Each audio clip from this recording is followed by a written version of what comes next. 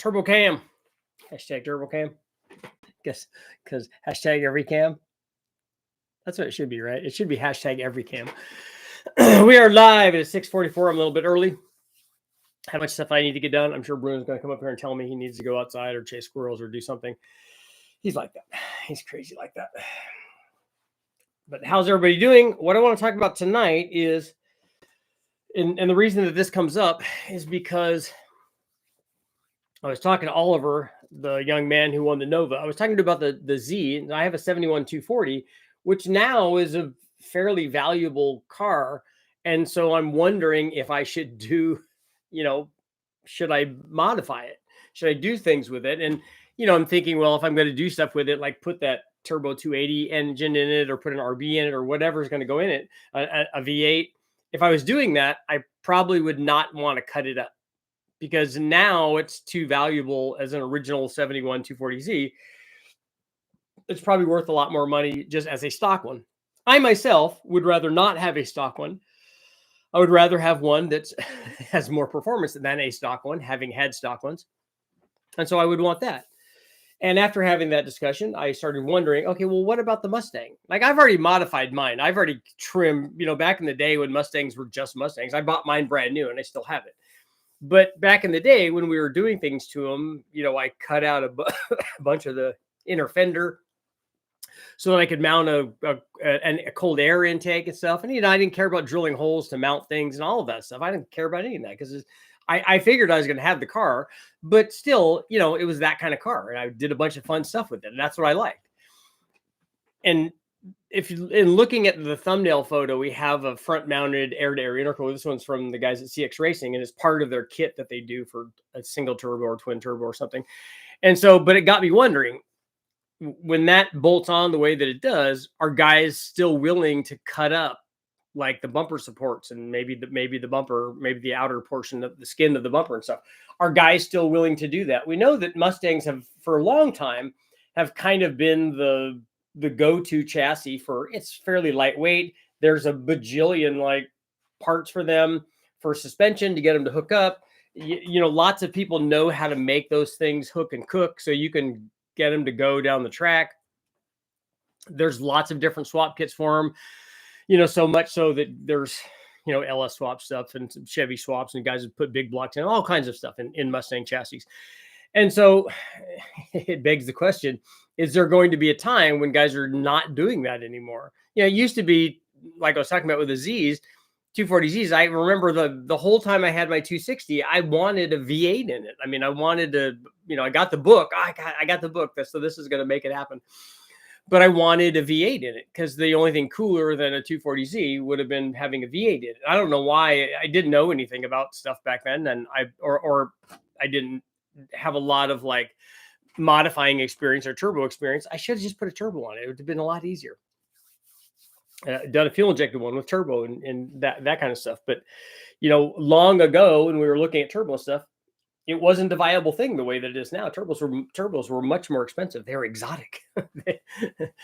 So that was out. But because I remember there was a guy in town that had a Z with a turbo on it, and it wasn't a factory ZX turbo. This was an earlier turbo. It was a 280 that he did a turbo on. And I think, if I remember right, I think it was a CarTech kit, and it was fast. I mean, that car went. It was like the real deal.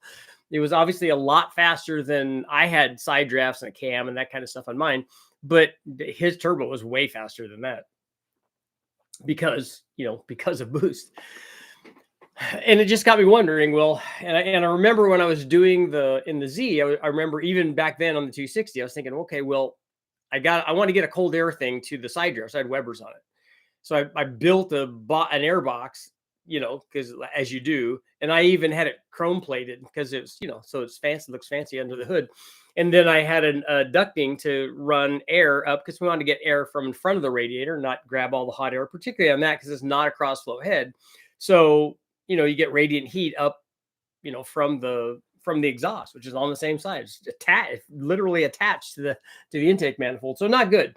So we wanted to get cold air to it. So I'm thinking, okay, well, can I just there's an elbow on the Zs that go from in front of the radiator where high pressure is and go into the fender. And I think it adds, the ducting for the inside vents.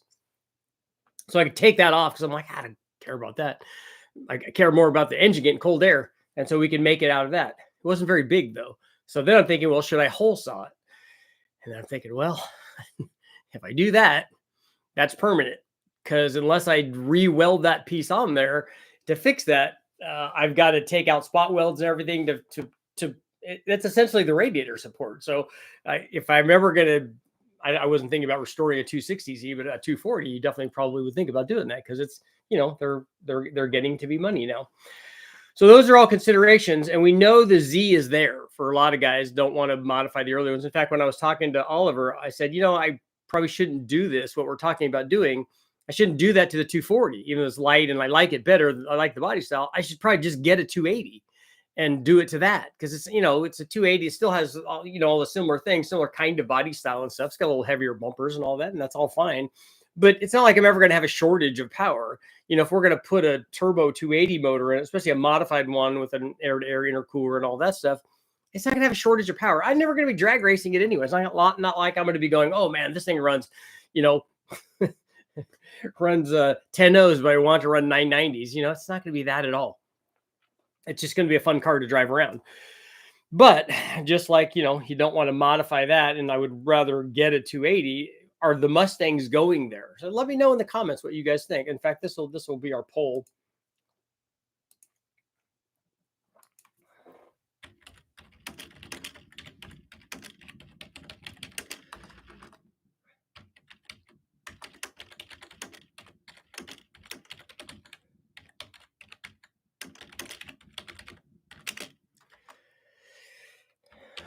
Okay, will the 5-liter Mustang ever be too expensive to modify?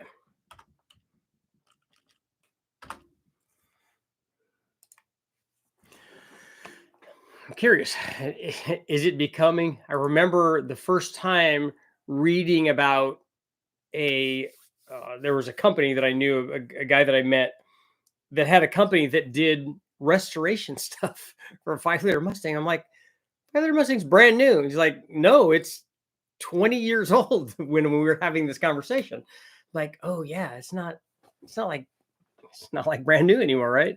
And 20-year-old cars need stuff for guys that want to restore them. And now it's even older. If you have obviously you have an 85, look how old that is. Mine's an 88, so mine's a youngster, but same thing though. I mean, if you're talking now about a car that's 40 years old, you know, that's like looking at a 55 Chevy in the 90s. They're restoring those long before that. So it makes sense, but you just never think about that, you know? You never think, well, you know, that's still kind of cool though. But let me know what you guys think. You think that will it become like that kind of collector deal where it's just too expensive, like, you know, a Fuelie Corvette or that kind of thing? Let me know what you guys think. They're obviously getting pricey, but not like, you know, they're not L88 Corvette or anything like that. Danny, what's going on? Eric, Surfer Jag. Happy New Year. What's up, Richard and crew? Lunchbox, Mike's here. RB or 2J. Either one of those good. I would never put a 2J in it. I definitely would put an RB in it, though. I got here late. Did you say you have a 240? Yes, I do. Your Mustang has value because you're the original owner. I would argue that it has way more value to me than it does to anybody else. Because the next person doesn't ever get to have that. They get a one owner one. They're the second owner, but I'm just going to assume no one has ever built a Mopar. I have a Mopar. I'm an owner. I'm a Mopar owner, and I have built one. Pull the motor and put it on a shelf and build a toy, ground up and keep the body in original condition. If you change suspension, keep the old stuff and label everything clearly. Oh, are you talking about on the Mustang? Yeah, that's we're long past that. I have a 413 motor. There you go. That's good. They're already starting to ruin cars with EV swaps. Gen 2 Mustangs don't need that LS. We have the Coyote platform. A nice, not cracked 240 dash is worth crazy money. A 240Z, yeah. I'm tired of seeing Mustangs with LS swaps, and I'm a Chevy guy. I grew up with a Cleveland Fox in my neighborhood. You can make power with Clevelands, definitely. I remember the first Datsun with a small block Chevy, fast for street car. Yeah, you just need to do stuff to the rear end if you're going to get it to hook up. It's hard to fit a Cleveland in a Fox. Been there, done that. Yeah, it has been done. Probably easier with the smaller deck height stuff. So if you put like a Boss 302, which is maybe not technically a Cleveland, but still Cleveland head. So back in the late 80s, we had a small block Chevy and a midget. I think this was the first one ever done. Ripped the leaf spring purchase out. It was fixed, and it was a setup with a built small block Chevy dual quads. Yeah, I can almost guarantee you that there was a swap before the 80s done in one of those. First gen 300. If you do the 240 tastefully, you'll only add value. A 300Z. Yeah, I don't want that. I want a 240, 260, or 280. Any of those would work, honestly. What camshaft should I put in a 454 with a 671 blower that should make 1,000 horsepower? You're gonna have a hard time getting to 1,000 horsepower with a 671 on a 454 anyway. So that's gonna have to be a stripped blower that you're really spinning fast. And it's gonna be, and the boost pressure is gonna be very, very high. And I'm hoping you're running it on E85, but it's gonna take a lot of camshaft to do that. It already is. Did you mean will it ever be affordable? Are you talking about the 5-liter Mustang stuff? It's already almost too expensive to modify. 93 SVT. Oh, so the little Cobra or the Cobra R. I have driven those. I love your content. Thanks, Alex. I have an 85 GT top. Oh.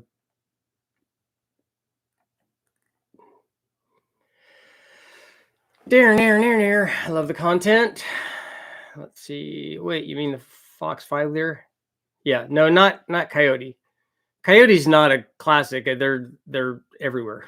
So they are good. They make lots of power, but they're not 40 years old yet, so they're not. Can't really classify them as a classic.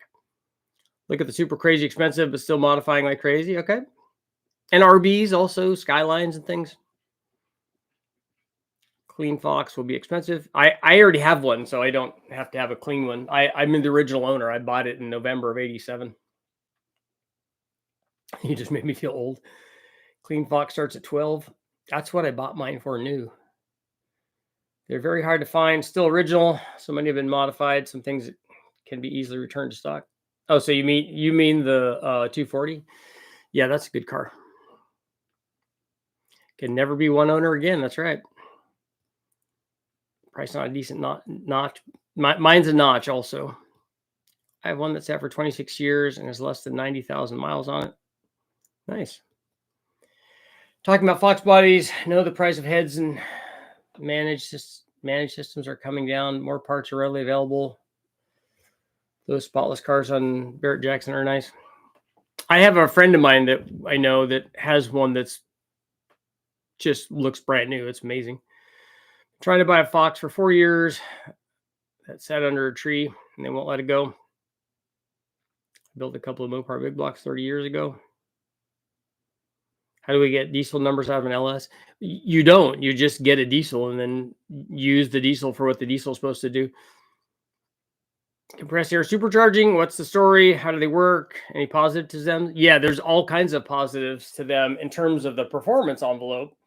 They have a charge temperature that's negative, that can be below zero. So they add a ton of power at any given boost level. The downside is you have to have big compressed air bottles and that kind of stuff, but you can make lots of power with them. What a lot of guys are doing here in Florida is Coyote swaps into Foxes. They're fast. Yeah, because a Coyote makes a lot of power and a Fox is a lot lighter than a Coyote Mustang is.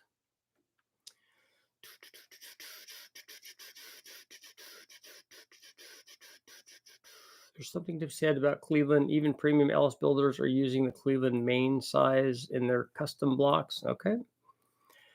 Compressed air was around in the 70s. Well, compressed air has been around for a really long time. Like the 280, my buddy had a 260 with a blown big block Mopar in it. Couldn't breathe near it. What rear end did he have in that? RB with ITBs. I would have an RB with a turbo on it, and I have an RB25 already. I've got a stock cam, does hold, power back, 2000, 4000, and a 302, GT40P heads, and perform intake. Yes, you can make more power in that range with a better camshaft. My question also would be, why would you only go to 4,000 RPM?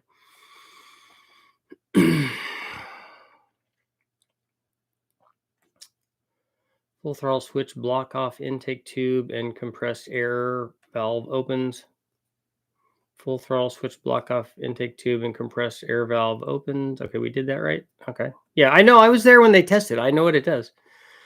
Modern Mopars are the most expensive to modify. 2,000 for a good set of headers, 1,000 for a torque converter. I wish I never sold my 93 Fox race car. I loved it. Yeah, you can make them go fast.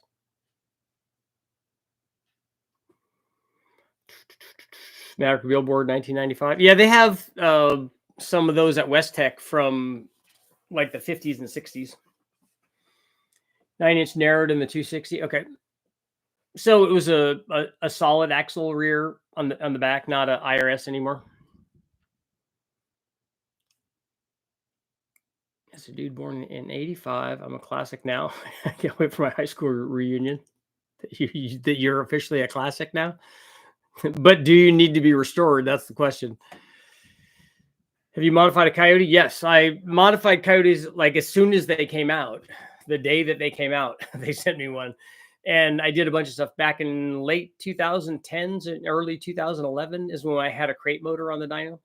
And I did a bunch of stuff. That was a Gen 1 version. But I did ported head cams. We did a turbo. We did a candy bell blower on it. We did headers, all kinds of stuff. Nitrous. Is it bad I sold my 302 to put a 351 in? Nope. I got rid of my 302 also. So, and I'm the original owner. I should have known better than that. But I don't think that I don't think that there are any VIN stamps on the blocks on those that I know of.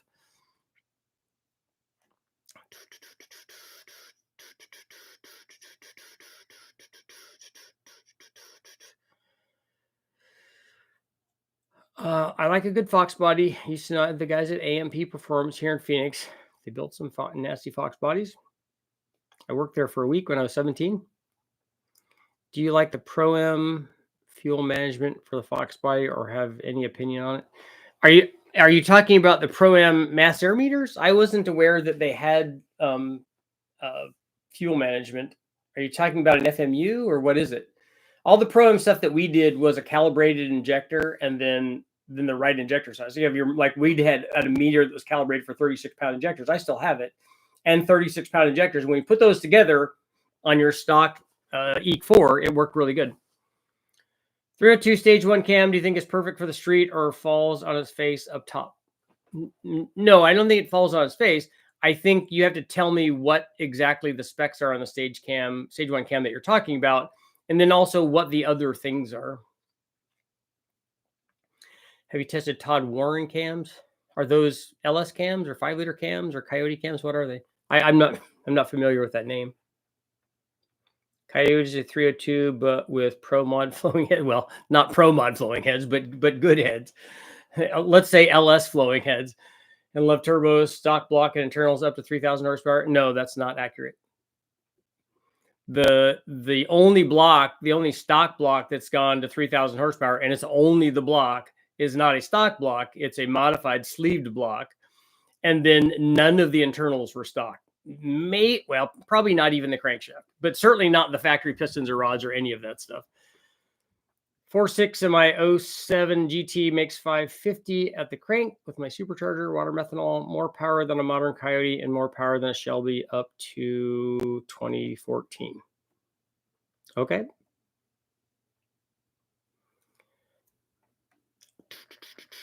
I just put a 6R80 behind my 393. Original owner, just spend what you can when you can. Sometimes a car needs to set aside. What car is that, Robert? Haven't seen them in years. I got a buddy that's tight with them. From 93 to 98, I was original manager at Dave's Mustang Parts in New Mexico. 91 notchback Terminator swap, aviator block, VMP 265, return fuel 85, comp cams, liver and oil, valve train. Keep up. That sounds like a really fun car. I really like the Terminator motors. I did a lot of Ford Racing sent me one of those too, and we did a ton of stuff on the Terminator. I used it a lot in the book that I wrote. I'm a big fan of those. We put Kenny bells on them, and spun the blowers up, and did nitrous on it, and ran nitrous on. The nozzle nitrous setup on all kinds of cool stuff. That's a really good motor. Those things are impressive. And we've run the GT500 stuff on there and the Ford GT stuff on the engine dyno. 95 Mustang GT fuel problem. I replaced the pump twice. Guessing I shouldn't buy any more from eBay, or the connector possibly is faulty. Other than those things, I have no clue what it is. Well, you could take the fuel pumps out and test them and see if the fuel pumps work. That's really easy to do. You just connect it to, take alligator clips, connect it to the two clips on the pump, and connect it to the battery. Is the pump working? If the pump's working, then you should look at the wiring in front of the pump. Still into Fox Mustangs, as well as 70 Mustang-Toos. Picked up the carb, AFR wideband, and carb hat. Hopefully 2 more weeks. My small block Chevy will be ripping. That's good. Pro-Am has an actual fuel management system, not just a sensor most people are familiar with. I'll take that as a no. No, I'm not familiar with that at all. I don't know when they came out with that. I haven't done any Pro-Am stuff in a lot of years. Have you done a 5-liter Big Bang? No, on neither one of them. Not a Coyote, if that's what people are asking about, or on a 5-liter Ford. I had a 92 LX 302, became a 347 with a 300 shot on it. Shop here in Long Island called Mustang Magic. Tuned it for me. Hurricane Sandy killed it. It was a fast street car. Yeah, I remember guys running nitrous on these things. Do you believe a built 4th gen F body is still a good competitor to bolt-on new? Is a good competitor to a bolt-on new Coyote Mustangs. Lots of new Mustangs on the streets here, but heads cam intake F body was the car to be feared years ago. So all you have to do is just look at times. Just see what trap speeds and what ETs and mile an hour they're running, to get an idea of which ones you're talking about. There's no universal thing. Every heads cam and intake car doesn't run the same because they're not all set up accurately. They don't have the right converter, and they don't have the right gear. They don't have the right driver. They have too much weight. They have not enough weight, whatever their thing is. So you can only look at really evaluating 2 cars next to each other, really. I heard too much stuff about Pro-Am. I'd run a Terminator before that. Yeah, all of our 5-liter stuff was, at least on the engine dyno, is done with a Holley. I haven't run a meter on anything in a long, long time. The last time that we ran a meter on anything was when we ran the Kenny Bell test recently with Mark Sanchez. And that car still had the meter and everything on it because it was all the factory stuff. So we ran that and did a test, and I was amazed at how well the old school FMU did. It did very good, which is why they ran for so long. Which is why I was able to basically run the Silver State with 24-pound injectors and a 24-pound meter and a FMU at wide open throttle for 40 minutes because and 100 psi fuel pressure. Doing a water pump and timing belt and a Toyota 3.3 liter. What Toyota is a 3.3 liter? I don't think I've heard of that.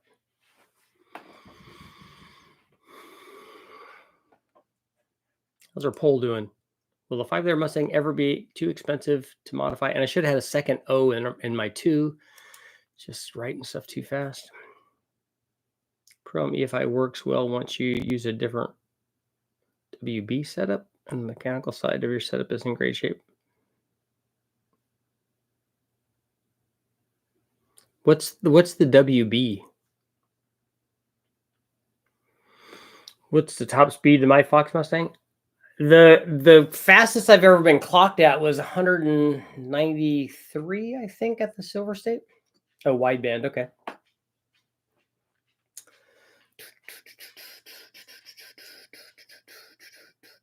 That was with the Vortec on it and stuff.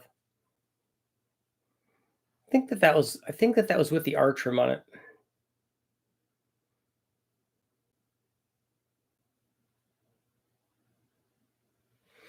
I grew up in Queens and moved to Long Island much later. I remember the Fox bodies were everywhere, and then one day they were gone. They vanished in their unicorn. No IROCs there, man. I thought IROCs would have been the thing. You know, it's like the first time you see a Trans Am. Could you explain to me why they have vacuum pumps? Why which one has vacuum pumps?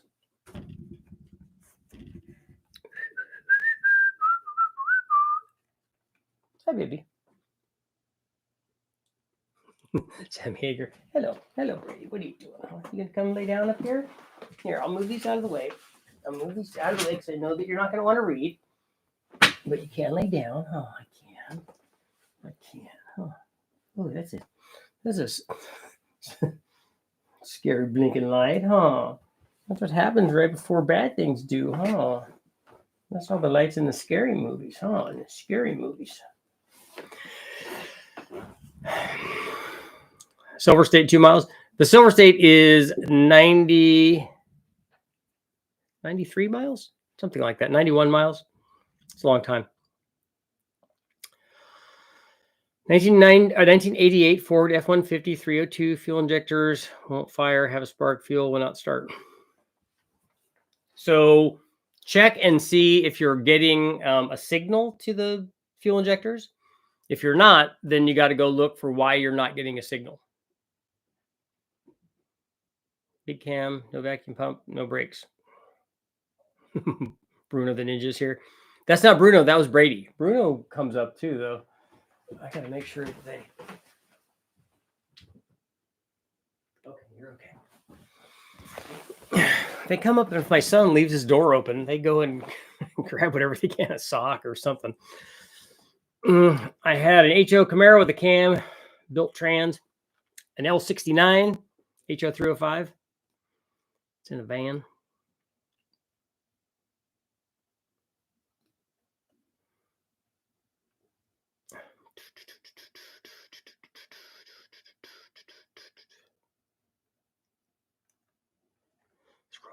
Scrolling. Hierarch versus Fox Body, Banshee and Quadzilla. Yeah. And then those were good to race. I raced a lot of guys in Corvettes in my Mustang, but Corvettes and Grand Nationals were like, you know, those were like big money guys. Quadzilla. Camaros from the 80s were not fast. The IROCs were fast for their day.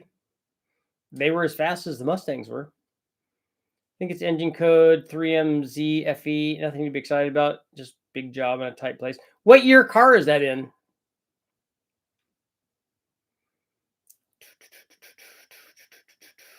IROC was nice stock with a 700R4 with this first gear, yeah.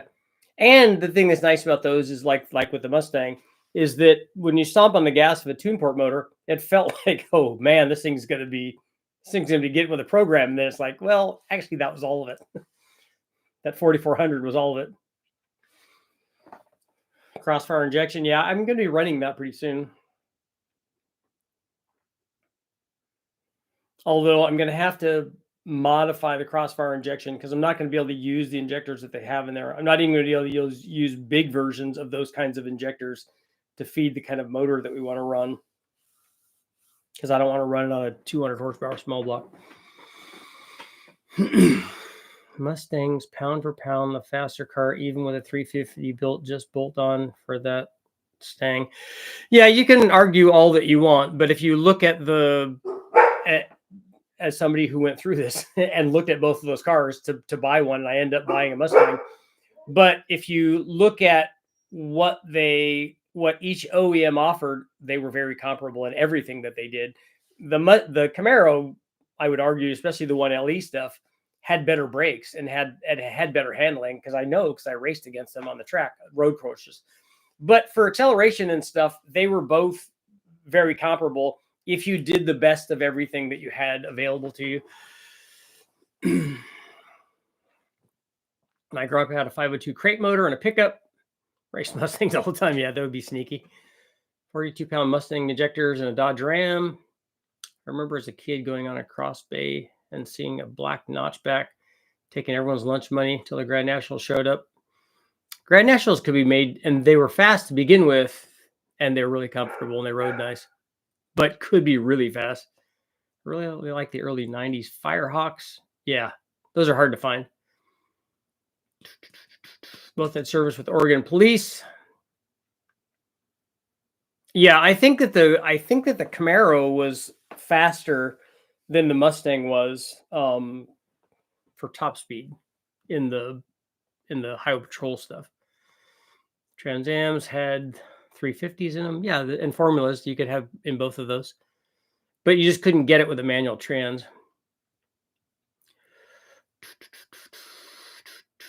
Small Chevy 383 950 carb. Yeah, that's what we would run on it on the engine dyno. Love a Banshee and a Quadzilla.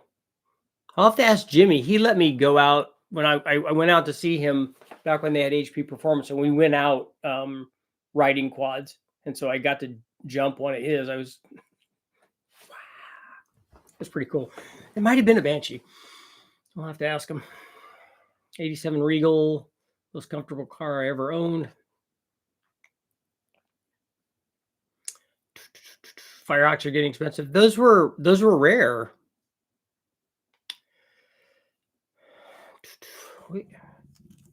Richard, what year was the GN Tire Burner of the Year cover magazine? I don't know what that is. I don't know what you're asking. Trans Ams were fast. 79, 84. The really fast one was the one that had the Grand National motor in it. Those Trans Ams were really fast. I remember living in LA in 92, had an 86 Caprice. His car was in the back of Muscle Mustangs and Fast Fords, Paxton car. Yeah, with blowers and stuff on there, you can make good power. And then once Corky Bell started having the Cartec turbo stuff on the Mustangs, they were fast. How much difference does it make having a well-balanced engine as far as crankshaft flexing? Also, about nodular crankshafts versus cast steel.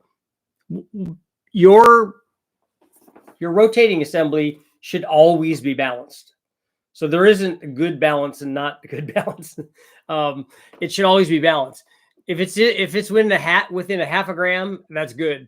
Even if it's 3 or 4 grams, it's still good. You're not going to be able to see any measurable difference, I don't think. If it's 50 grams out, you're going to see, or if you put the wrong balancer on it, you're definitely going to feel that. Back in the 2000s, I used to think my WS6 was fast until I discovered what a Terminator was. Yeah, those were fast. Those stepped up the program for Mustang. Finally, you could argue, because an NA 4-valve Cobra, I don't think was a match for the. Somebody could correct me if I'm wrong, but I don't think that they were a match for the LT1s. Had a black on black notch. Fox was built. It was a V6. The 3.8 liter V6.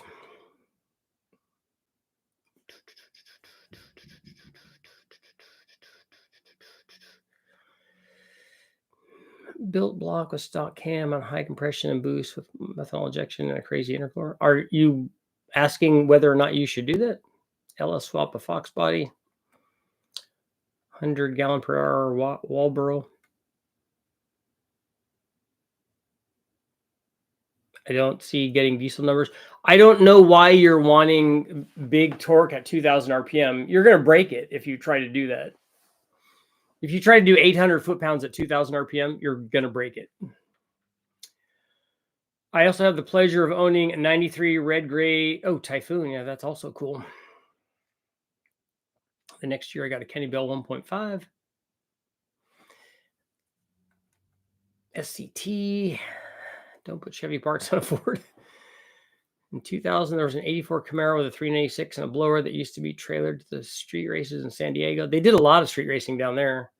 Older guy had a few car magazines with his car featured. Played with schools out. Wound it so hard one night, blew the radiator hose off of it. There's good balance, and then there's destroying a motor. I missed the Pro 5.0 classes they had back in the day. Yeah, it's cool to see the Grand Nationals and the Mustangs, tear it up at the drag strips. Built rotating assemblies, rods, and pistons.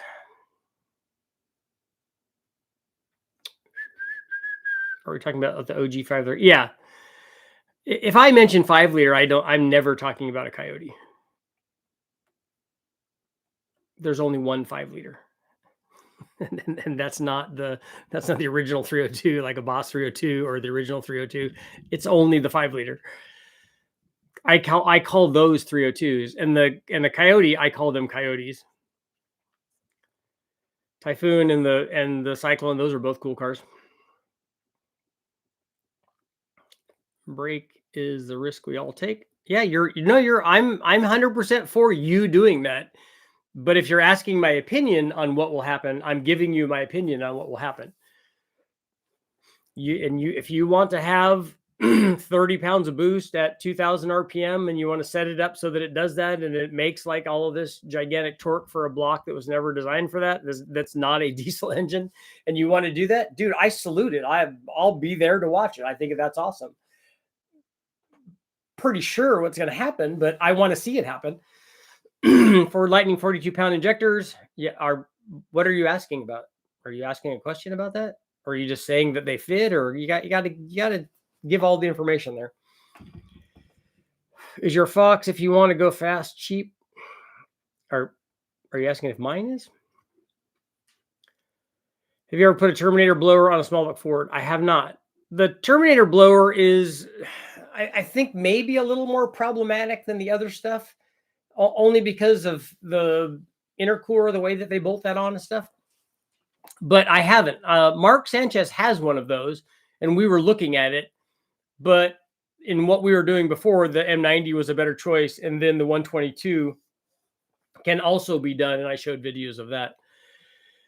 94 5-liter or 4.6 Edge. What are you picking? I wouldn't pick. I don't like those body styles, so I like Foxes. So that's the one that I would pick. Were the Grand National Regals faster than other American cars of its time on the street? Yes, the Grand National was faster than it. If it was stock, it was comparable to a Corvette. But the way that guys modified them and how much power you could get from any like factory turbo car is way easier to get power from that than it was from from a Corvette or a Camaro. You had to really put boost on them. I'm lucky I picked up 2 notchbacks for 4,200. Scored them even though they're 4 cylinders. Okay. That's the way that a lot of guys do it, is they'll get 4-cylinder Mustangs and make them into V8s. LA was fun for street race. Yeah, they did a lot of that in Crenshaw and a bunch of areas up in there. I missed out a good deal on a couple years ago. It was a WS6. The motor was built to a 383, Procharger and nitrous. Cool.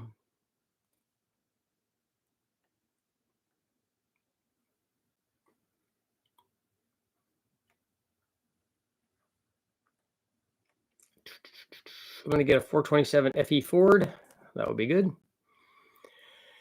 Personally, I've enjoyed building my last few Windsors. Building motors is therapeutic. The Allen 3 turbo kit for the Fox body seems interesting. Okay. Finally got mine torn apart. Previous owner did rebuild the GT40P heads, Yellow Terras, but found the Ford factory Z-Cam. Okay.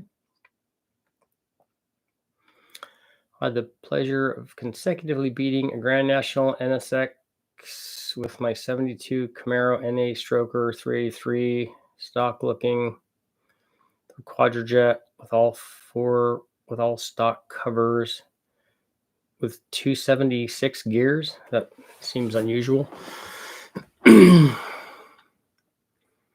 I found contradicting information regarding nodular crankshaft's maximum horsepower. With lighter forged pistons and rods, and lightened crankshaft gives you the possibility to increase the power output. So you're leading questions. So you're wanting to ask something else. So just ask the thing that you want to ask, because that's not it. Take a look at what all of the what has been done with all of the cast cranks on what we've done on the Big Bang stuff and other things. I have never heard a crankshaft. Not in any power thing that we've ever done. I've never heard a crankshaft from just like a strength issue. Are doing E4 5-liter, or is your 5-liter already mild built? Are you talking to me? Mine doesn't have a motor in it right now. From what I saw earlier today on the compressed air supercharger, you have 3,000 psi in the tank. Air charge can be negative 90 degrees Fahrenheit. You use a diver compressor to charge the tanks. Boost coming on can be what psi you want. Yeah, it's not the pressure that's in the tank can't be the pressure that's coming out of the tank, especially because the flow orifice for that is not as big. And when you release it, obviously the pressure is going to go way down. The temperature is going to be very, very low. But I think when they were running it at West Tech, I'm thinking that they did like 10 pounds or something. And I'm sure that they could do more, but the percentage gain from the boost that they got was a lot. Is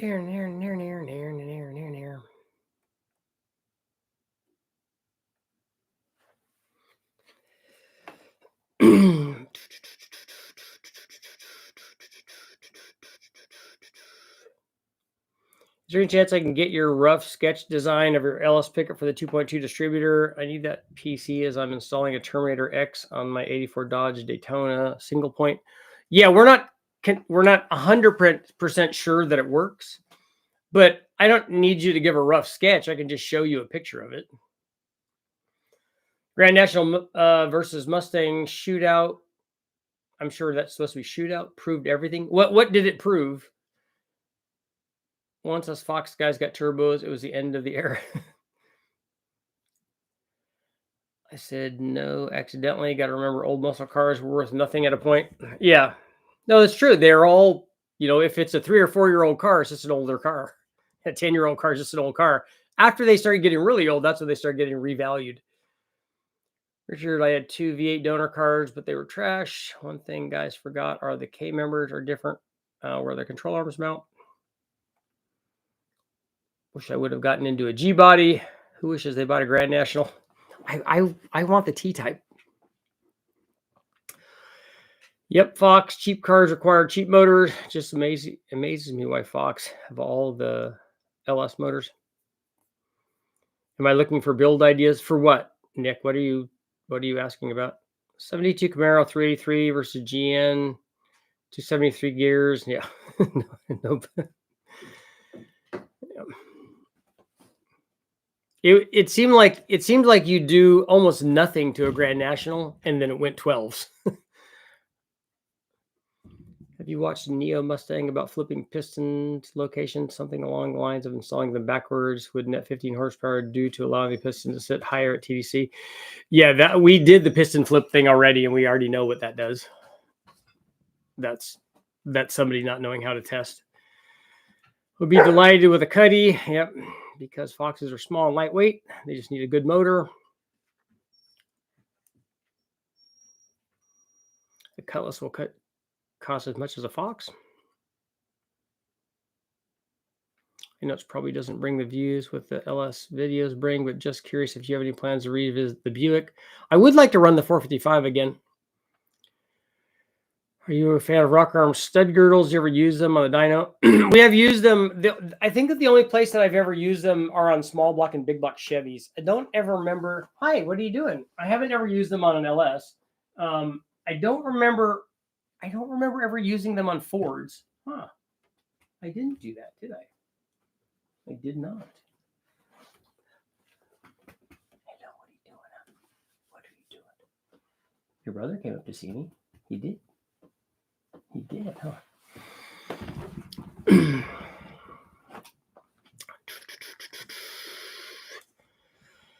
I mean, that you can start at what boosts you want, 10 to 25 from the bottom, and carry the same boost through the curve. Yeah, if you have the flow rate to achieve that at that desired like power level, and that works. So you don't have to worry about spooling it up with the motor or any of that. Gonna turbo the 258. There you go, AMC. I like it. If you don't mind, what'd you find out on the piston? The video's up, Raptor. You can see it. It didn't do anything.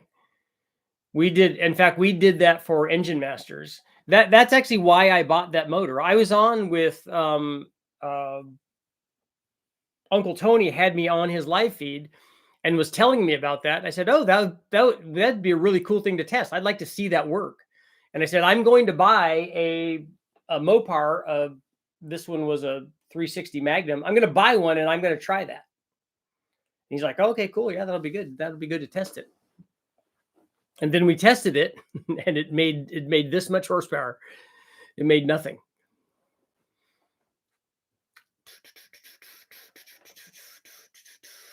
Richard, an 87 T-Type's now $57,000. Wow.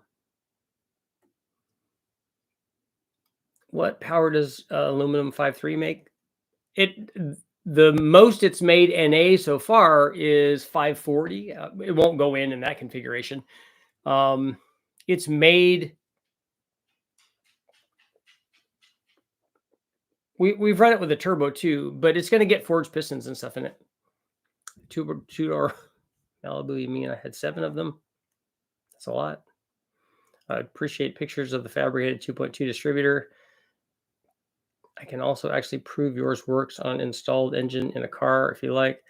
Well, we've run the motor, but we had problems on the dyno with running the Holly on it. We couldn't get the timing to stay consistent through the RPM range. For some reason, it was wigging out at the top. We think, at least the theory is, that the reluctor wheel that's in there, they're too wide. They need to be much smaller. And so we may cut up one of those. But all we did was we just drilled a hole through just did a hole saw basically through the side of the distributor. And then I made a mount to attach the cam sensor to. Is it cam sensor or crank sensor? I think it's I have to excuse me. I have to look at it because it's a 4X. I think it's a crank sensor. And then we just bolted it there. So just bolted it so that we made this thing. So we bolted it so that it's the right distance away so that it reads. All we did was just put it on there and go and spun it and went, oh, look, it's getting a reading. Okay, well, this will work. And then I just did made my own Super Richie bracketry. Fox structural integrity gets tested with a turbo less. Yeah, I'm not drag racing my car, so that's not going to be an issue. We're not doing slick launches or any of that stuff. And it's already been road raced to death. I mean, I've run the Silver State in this 12 times. We have drag raced it a few times, but I mean, it was only running, I think the most mile an hour it ever ran was 122 or something. That was with the Vortec motor in it. And we also have subframe connectors in it. It's got a tubular K member in it. It's got coilovers on it and stuff. It's pretty nice.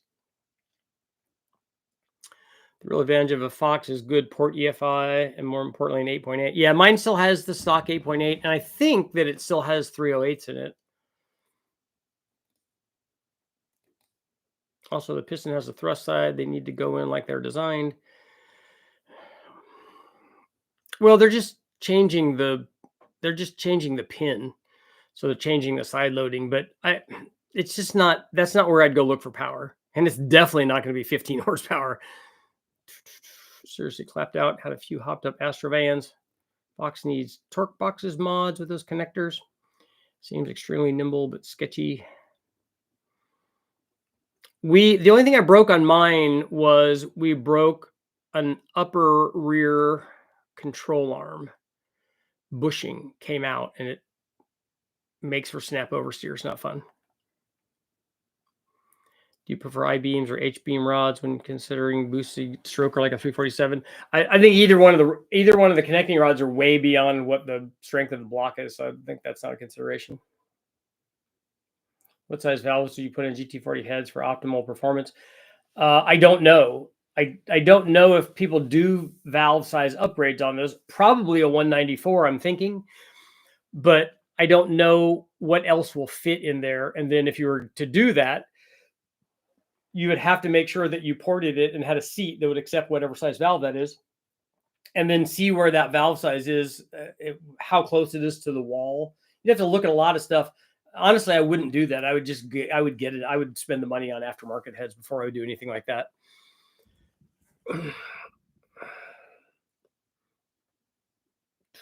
It's not too expensive to mod. It's untunable, so it can't be modified other than a Whipple. Is that a 5-liter Mustang? Is that?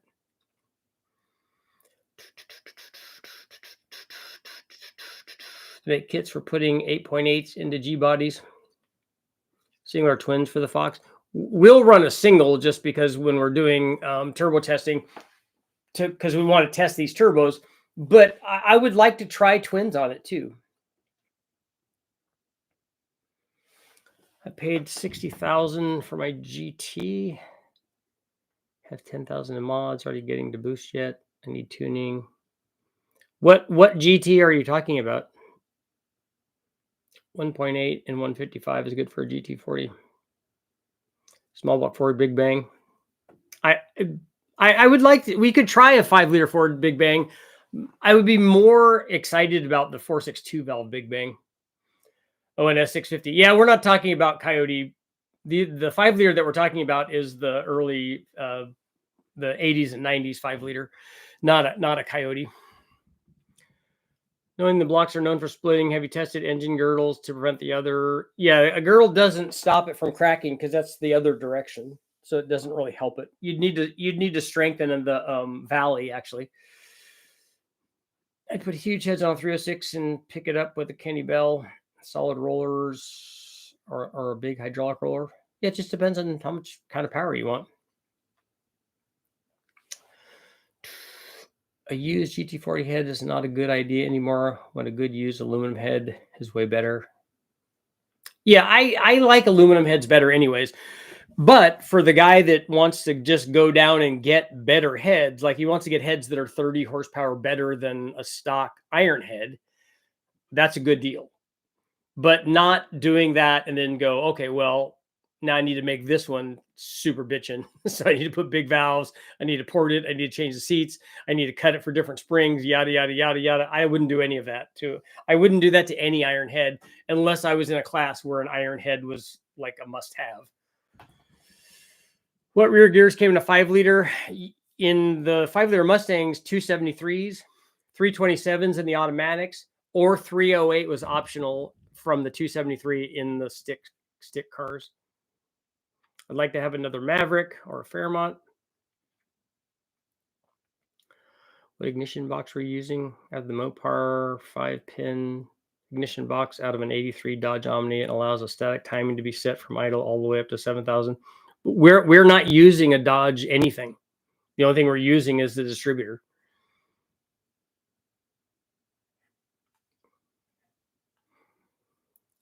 Please show me the Fox Body 5-liter that hasn't been modded and hacked. Would love to find a nice stock one.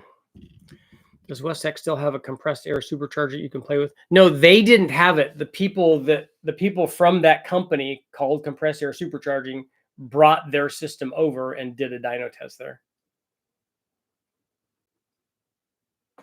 Exactly. I have a GT40. They poured it and polished, and even now I still want to test the more affordable heads like Flowtech or Pro Maxes, yeah, or Skip Whites or a Enforcer AFR or whatever. TFS heads are probably old enough to be retro now. Yeah, Twisted Wedge head. I was talking to a guy about Twisted Wedge heads today because I didn't even bring that up. He's like, yeah, what I got a 302 and I want to put, like heads on it. And I told him, okay, well, the cheap way to do it is go get GT40s. He said, what about Twisted Wedge heads? I'm like, wow. Yes, definitely get Twisted Wedge heads, way better than GT40s, but I haven't heard that or recommended that in a really, really long time. Don't big bang a 4.6 3-valve. I have tested a lot of 4.6 3-valves. We've run turbos on them. We've run blowers on them. I made my own custom intake manifold for them, and they work good. They make more power than a 2-valve does because they have better head flow. But I don't have any desire to do a big bang on one of those. I can't think of any other engine that has more controversy surrounding it breaking point than a small block Ford. No, I know. I know that. I know your want is that. I'm just saying that my want is something different. I want more that's 4.6 2-valve, but I think that one should be done too. ProMax offers a solid set of heads. My 210s came with LS springs, can handle 600 lift, super clean bowls, molding and casting. All of the ProMax stuff that I've tested has worked well. Anyone know of a good rebuilt transmission company for shadow ops? My old friend Eddie ran twisted wedge R heads. I run a bunch of those. In fact, those did the best of any of the heads that I tested back in the day. The Cleavor head from Twisted Wedge and Summit are great heads.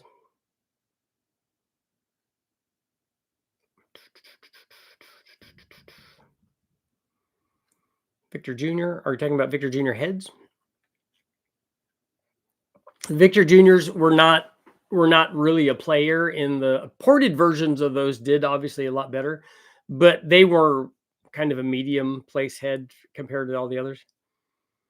Get a set of the old street heats. Those are high ports, yeah.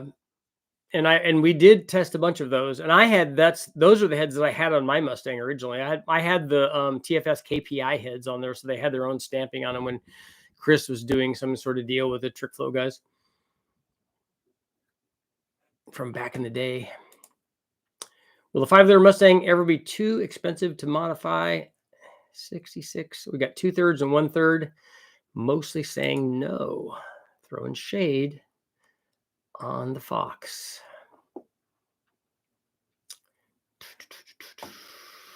Shadow Ops, do you have a T5 or an automatic? This is your daily 5.3 truck. Could rebuild. Yeah, KPI, that's right. Mark was there when they were doing road racing. It's pretty cool stuff. Here in Texas, waiting on the weather to warm up. Stop raining, so I get my 5-liter cleaned up so we can get it shoved, get the old girl shoved back in and make some boost. Big Chief heads, yeah. West Tech has some of those.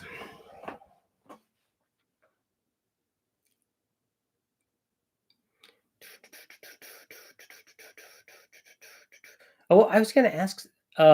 Okay, so guys, I'm looking for, before we go, I'm looking for a 260 or a 280Z and not a ZX.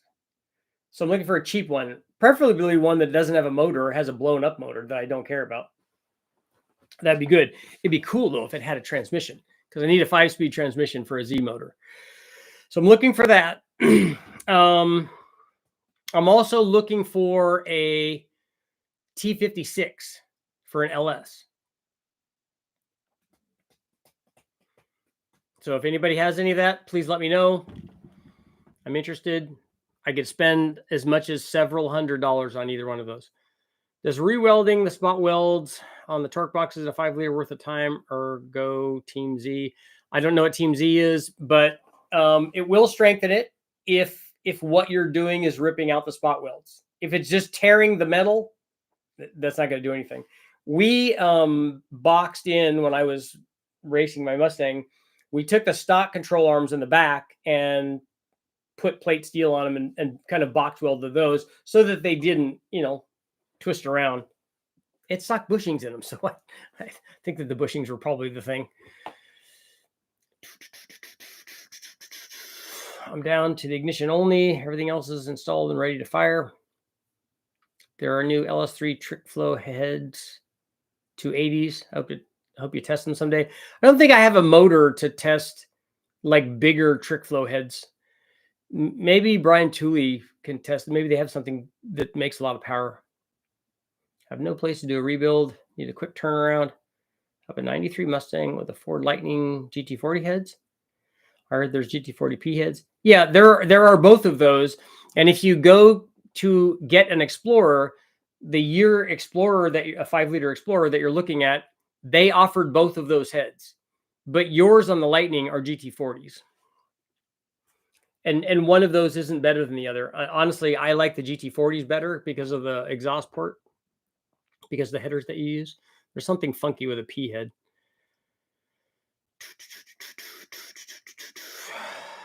Still wish the 4V head would have been viable for the small block Ford. A 4-valve head? Richard got a nostalgic live tonight. Bring back memories. Yeah, we got to walk down memory lane every once in a while, right? Shadow 4060 rebuilt for myself. A Tahoe. It was a 4.8. Now it's a 5.7. Nice. Can you easily make an old 302 want to spin fast with a 4-inch bore and a 3-inch stroke? I would think it would be pretty easy to turn some RPM with an effective top end setup. Yeah, but the bore and stroke have nothing to do with that. The valve train is everything. And if you want to make power there, obviously the camshaft and the intake manifold and stuff. But it has the thing that's nice is the bore is big enough where you have lots of cylinder heads to choose from that you can get it to make power. But if you look at any old Trans Am 5-liter motor, I'm not talking about the 60s and 70s Trans Ams. I'm talking about the 5-liter or 310-inch Trans Am motors that they had back when Gentilozzi and Boris Said and Simo and all those guys were racing on those motors. Those were, I think, 4-inch bore motors. Somebody can correct me. I don't think they were 4-25. They might have been 4-25 stuff. But the nice thing is you had enough cylinder head so you could make lots and lots of power. And those were spinning very high and making lots of power.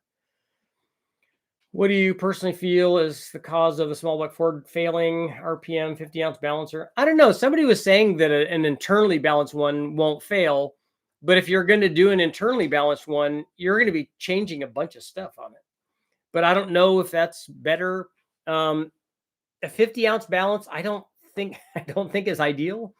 But if you're going to do an internally balanced one, that's probably going to be a different crank. If you had a set of valve springs that were maxed at 600 lift, would you run a 605 lift cam? Yeah, I would check coil bind though to see if they coil bind at 600 and you try to run a 605 lift cam, it's not going to last very long. It will work because you'll get 5,000 deflection in your push rods, and you're probably not getting 605 lift dynamically anyways. We'll swap turbo cams and springs for gearboxes. White Jet, did you have a gearbox? I didn't see if you mentioned that you had one. 202 and 154 exhaust is good for what? What is that good for? Getaway. Let's see. Didn't Car Farm have a 280? I don't think that they had a Z either.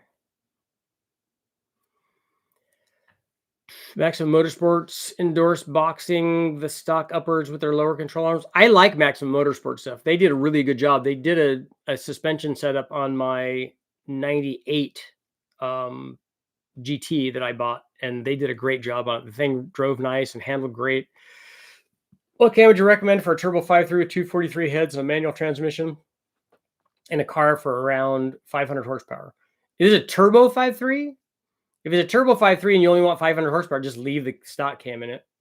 Otherwise, get one of my low buck truck camshafts at richardholderperformance.com. I've turned my 289 3-speed over 7,000. Is that it? Is that a flat tappet cam in there? What cam for Street Fox on twisted wedge heads? There are lots of good camshafts for that. Just depends on what intake you're going to do and how high you want it to rev and how you want to idle and all that stuff. But that comp cam's too expensive now. I would just get the trick flow version of that camshaft if they sell it. Get a stage 1 or stage 2 trick flow or any of the alphabet cams that Summit has now.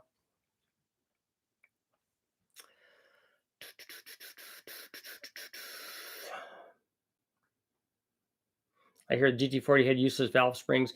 You're going to be, they have factory valve springs, which are good for factory camshafts and factory use, but you need more spring rate and more coil bind clearance and stiffness for any kind of performance cam though. The old 5 liters really like 170 to 190 horsepower at the tire stock.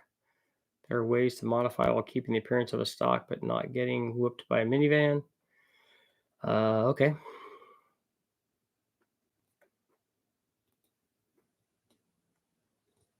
You can turn any bottom end as fast as you want, but the small block Ford will eventually fail if you spin it hard enough. You're a Team Z guy? Do you know what kind of ignition time would be good for starting point on 98 Cobra B-headed comp Say-Tree? Is it if it's an NA one, I would start at around 30 at the horsepower peak. Tune and weight kills a small block Ford.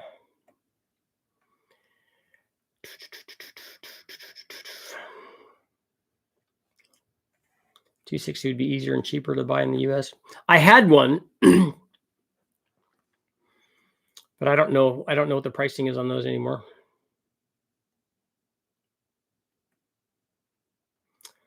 The 289 used to choke out around 5,500. Went home, swapped the heads, and went to a single plane intake manifold. What's your favorite intake manifold for 302? There's so many different ones that it would just depend on what you're trying to get done. I don't have a favorite. I just have intake manifolds that I would put on or recommend for specific power curves. He's not going to say RPM air gap unless it's a carbureted one, but he might be talking about EFI ones. All right, Prestige, we'll see you. On that note, I am out too. Good walk down memory lane with all the nostalgia stuff. So somebody let me know if they find a 260 280Z or a T56 trans. I need a T56 trans or some kind of good transmission, manual transmission for the 5-liter LS swap. So somebody let me know if you guys found something, and I will see you all later.